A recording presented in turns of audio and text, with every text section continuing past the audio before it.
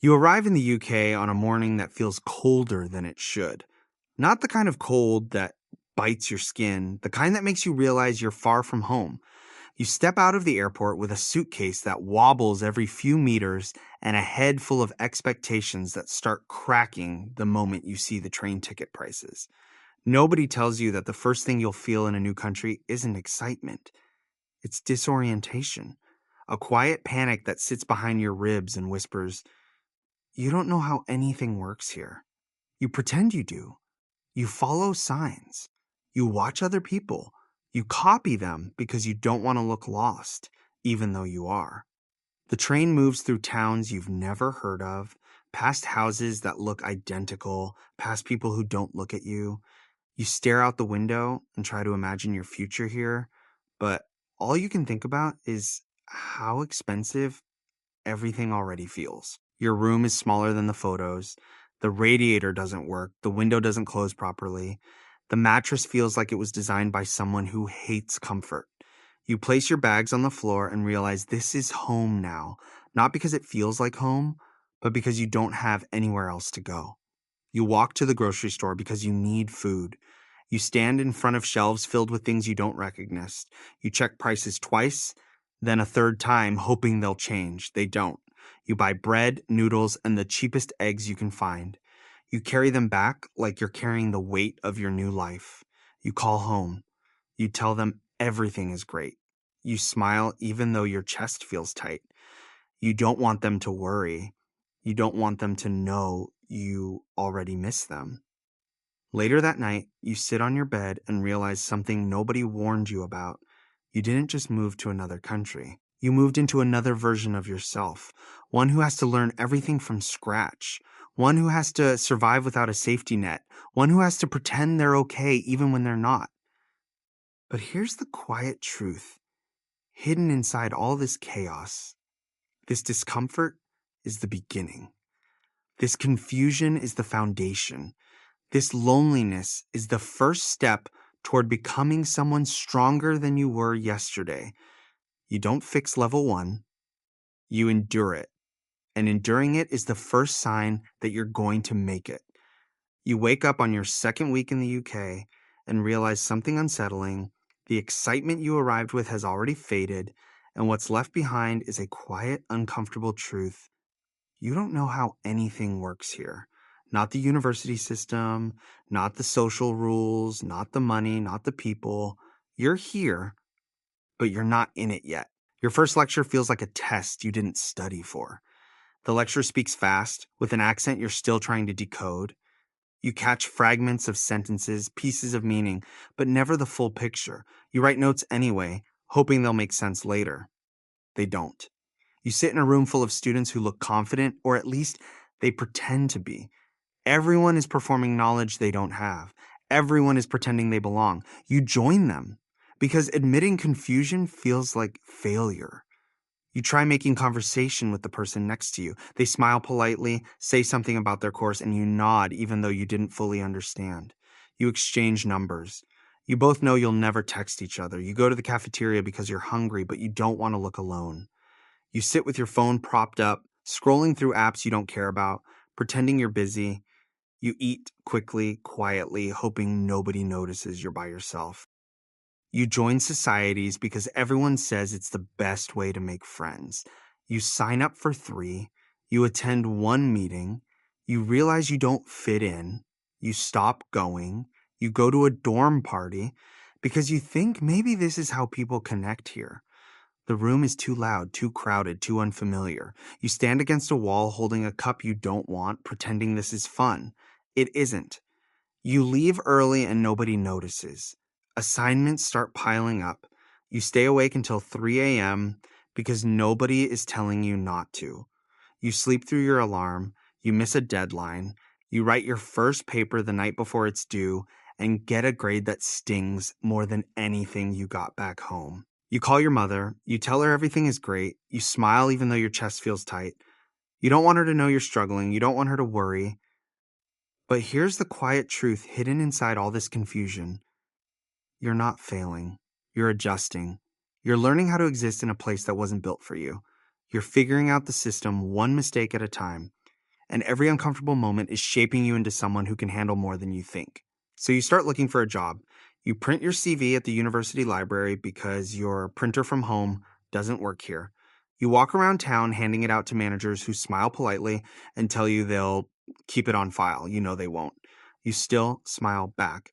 You apply online, you get rejected online, you apply again, you get rejected again. You start lowering your standards. You apply for jobs you didn't even know existed. Kitchen porter, night cleaner, shelf stacker, anything that pays enough to buy groceries that aren't noodles. You start recognizing the pattern. Every place wants UK experience, and you don't have any. You wonder how you're supposed to get experience if nobody gives you a chance to get experience.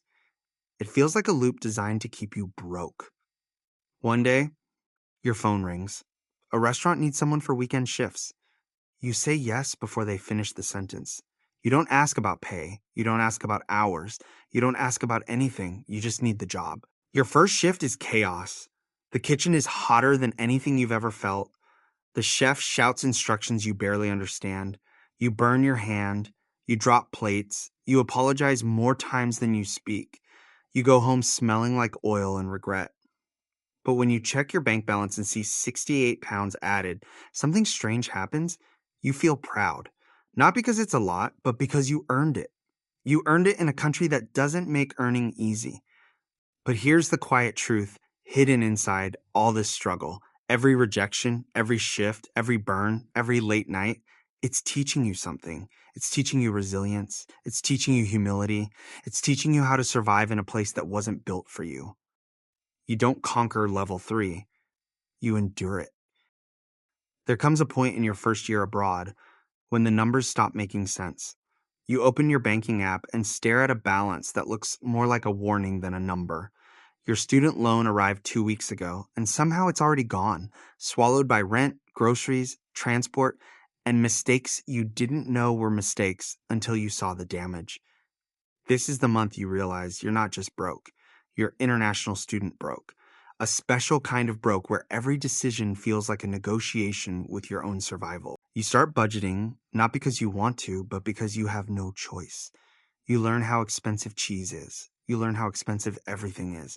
You learn that on sale doesn't mean cheap, it just means less painful. You eat pasta 4 nights a week. You drink tap water like it's a luxury. You walk everywhere because buses cost money. You stop buying snacks. You stop buying anything that isn't essential. You learn the art of pretending you're not hungry. Your days become a cycle of exhaustion.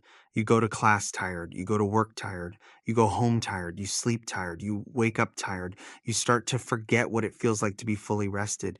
You begin calculating everything.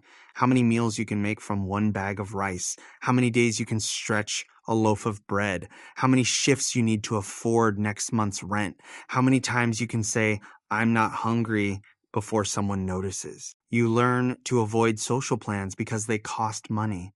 You learn to say, maybe next time, even though you know there won't be a next time. You call home. You tell them everything is great. You lie with a voice that sounds too cheerful to be real. You don't want them to know you're struggling. You don't want them to worry. You don't want them to feel guilty for something that isn't their fault. But here's the quiet truth. Buried inside all this discomfort, this month is teaching you something you didn't expect to learn. How to survive with less, how to stretch what you have, how to endure without breaking. It's teaching you discipline. It's teaching you resilience. It's teaching you how to build a life from the smallest pieces. There comes a moment in every international student's life when being broke stops feeling like a crisis and starts feeling like a routine. Not because the situation improves, but because you finally understand the rhythm of it, the quiet, exhausting, relentless rhythm of surviving in a country that charges you for everything, including the air you breathe. You begin to notice patterns. You know which supermarket has the cheapest bread. You know which aisle hides the discounted items nobody else checks. You know which bus driver lets you ride without tapping if you look tired enough. You know which days the restaurant is less busy, which shifts are easier, which tasks you can finish faster. You start waking up before your alarm, not because you're rested, but because your body has accepted that sleep is optional now. You move through your days with a strange efficiency, classes in the morning, work in the evening, assignments at night. You don't complain, you don't celebrate, you just do what needs to be done. Your meals become strategic. Rice lasts longer. Bread stretches further. Pasta becomes a personality trait that involves spending money you don't have. You watch your friends live lives you can't afford, and you smile like it doesn't bother you. But something else begins to happen. Quietly, slowly, almost invisibly. You start becoming someone who can handle discomfort. Someone who can stretch a pound further than it was meant to go. Someone who can survive long shifts, long nights, long weeks. Someone who can adapt without breaking. You learn shortcuts nobody teaches you. Which library floor is warmest? Which cafe doesn't mind if you sit for hours with one drink? Which part of campus stays open late? Which assignments you can finish last minute? Which lecturers don't check attendance? You learn the system, not because someone explained it to you, but because you had no choice but to figure it out yourself. And somewhere in the middle of all this exhaustion, you realize something important. You're not just surviving, you're improving. You're becoming sharper, faster, more aware. You're becoming someone who can handle more than you ever imagined. You don't conquer level 5, you grow through it. And growing through it means you're ready for the next chapter, the one where loneliness stops being a shadow and becomes a teacher. There's a part of living abroad that nobody warns you about. Not the money, not the work, not the classes, the loneliness. It doesn't arrive suddenly.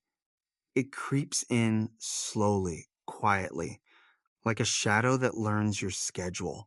It starts on a random Tuesday night. You come home from work, your feet aching, your clothes smelling like the restaurant, your mind buzzing with exhaustion. You drop your bag on the floor and realize there's nobody waiting for you. No one asking how your day was. No one noticing how tired you look. You heat up leftover pasta and eat it in silence. You scroll through your phone, watching people back home laugh in videos you weren't part of, birthdays you missed, gatherings you weren't invited to because you're too far away to matter. You smile at the screen even though something inside you tightens. You try calling home, but the time difference turns your loneliness into inconvenience. They're asleep when you're awake. You're awake when they're busy. You leave a voice message that sounds cheerful, even though your room feels colder than usual. You start noticing how quiet your life has become. The walk to class, the walk to work, the walk home. Everything feels like a journey you take alone. You pass people laughing, talking, living, and you wonder when your life will feel like that again. Some nights the silence becomes too loud. You lie in bed staring at the ceiling thinking about home, not the place, the feeling, the warmth, the noise, the comfort of knowing someone is in the next room. You miss festivals, you miss food, you miss the way people back home understand your jokes without explanation. You miss being someone who didn't have to translate their personality into English. You cry once, maybe twice. You don't tell anyone, you wipe your face and pretend it didn't happen. But here's the quiet truth hidden inside all this emptiness. Loneliness isn't just a feeling, it's a teacher. It teaches you how to sit with yourself, how to understand your own thoughts, how to grow without applause, how to become someone who doesn't break when the world goes silent. You don't escape level 6, you endure it. And enduring it means you're becoming someone who can stand alone, not because you want to, but because you've learned how. There's a strange moment in every international student's life when the world around you stops feeling hostile and starts feeling familiar. Not comfortable, just familiar enough that you don't flinch at every new challenge. It doesn't happen overnight. It happens slowly, quietly, almost without you noticing. You wake up one morning and realize you didn't check Google Maps before leaving your room. You know the route now. You know the shortcuts. You know which streets feel safe, which ones feel sketchy, and which ones have the best chance of catching a bus on time. You walk into class and realize you're not confused anymore. You understand the lecturer's accent. You understand the pace. You understand the system, not perfectly, but enough to survive without panicking. You start recognizing faces. Not friends, not yet, but familiar people. The guy who always sits in the front row. The girl who types too fast. The group that laughs loudly in the hallway. You don't know their names, but you know their presence. You find one friend, not a group, just one, who makes everything feel less heavy. You study together. You complain together. You share cheap meals together. You survive together. It's not a dramatic friendship, not a movie moment, just a quiet connection that makes the loneliness less sharp. Your routines become predictable. Classes in the morning, library in the afternoon, work in the evening, assignments at night. You don't love it, but you don't hate it either. It's just life now, your life. You start noticing small victories, finishing an assignment early, understanding a lecture fully, cooking a meal that actually tastes good, stretching 10 pounds across 3 days, catching the bus right on time. These moments don't feel big, but they feel like progress. You begin to understand the culture, the sarcasm, the politeness, the awkwardness, the way people say you all right without actually wanting an answer. You learn how to respond without sounding confused. You stop feeling like you're pretending. You stop feeling like you're performing confidence. You stop feeling like you're waiting for someone to tell you you don't belong. Because slowly, quietly, without any dramatic moment, you start belonging. Not because the country welcomed you, not because life got easier, but because you adapted. You changed. You grew. And here's the quiet truth hidden inside all this growth. Adaptation isn't about becoming someone new. It's about becoming someone stronger, someone who can handle discomfort, someone who can build a life from scratch, someone who can survive without a safety net. You don't finish level 7, you evolve through it. And evolving through it means you're ready for the final chapter, the one where everything you endured finally makes sense. There's a morning, you won't know which one until it happens, when you wake up and realize something has shifted. Not outside, not in your bank account, not in your circumstances, inside you. You get out of bed and notice you're not scared anymore. Not of the country, not of the system, not of the future, not of yourself. You walk to class without checking Google Maps. You sit in lectures without feeling lost. You understand the jokes. You understand the pace. You understand the people. You understand you. You go to work and move through your shift with a confidence you didn't have before. You know the rhythm of the kitchen. You know the shortcuts. You know how to handle the pressure. You know how to survive the exhaustion. You cook meals that taste better now, not because the ingredients changed, but because you did. You stretch money without feeling ashamed. You say no to things without feeling guilty. You choose your battles wisely. You look at your bank balance and it still isn't impressive, but it doesn't scare you anymore. You've learned how to manage it. You've learned how to earn it. You've learned how to protect it. You call home and your voice sounds different. Not cheerful out of obligation, calm out of truth. You tell them you're okay, and for the first time, you actually mean it. You start noticing how much you've changed. You're more patient, more disciplined, more aware, more resilient, more independent, more you. You understand your parents in a way you never did before. You understand money in a way most people never will. You understand loneliness as a teacher, not a punishment. You understand struggle as a foundation, not a failure. You realize that every level, the arrival, the confusion, the job hunt, the broke month, the survival mode, the loneliness, the adaptation was shaping you quietly, painfully, beautifully. You didn't just survive abroad, you rebuilt yourself abroad. And here's the quiet truth hidden inside all this growth: you're still broke. But you're not broken. You're not lost. You're not the person who arrived here scared and confused. You're someone who endured, someone who adapted, someone who grew, someone who can handle more than you ever imagined. You don't finish level 8, you become level 8. And becoming level 8 means you're ready for whatever comes next. Not because life will get easier, but because you've already proven you can survive when it's hardest.